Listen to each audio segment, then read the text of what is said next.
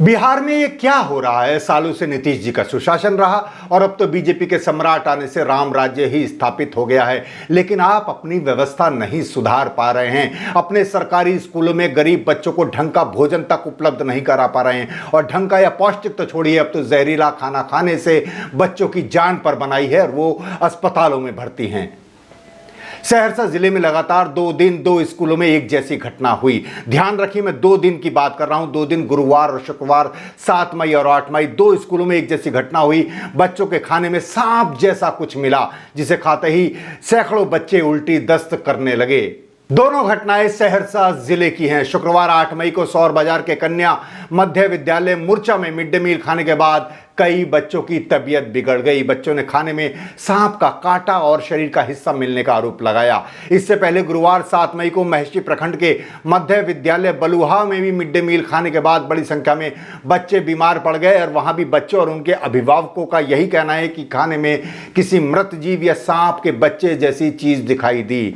आपको पता है कि स्कूलों में मिड डे मील 2 तरह से बनाया जाता है। एक तो स्कूल में ही रसोइया द्वारा तैयार किया जाता है और एक तैयार भोजन एनजीओ के द्वारा भेजा जाता है।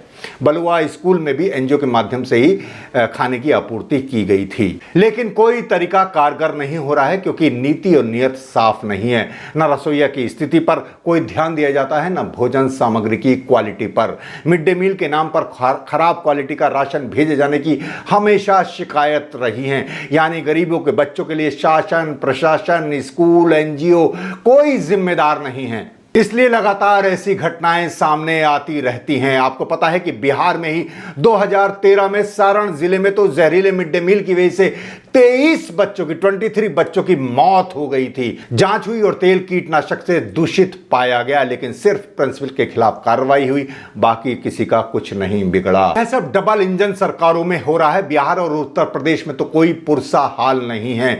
यूपी की घटना भी आपको याद होगी। यूपी में तो योगी राज में 2019 में मिर्जापुर में मिड डे मील में बच्चों को नमक रोटी ही परोस दिया गया था और इस बात को सामने लाने वाले पत्रकार पवन जायसवाल पर ही मुकदमा ठोक दिया गया।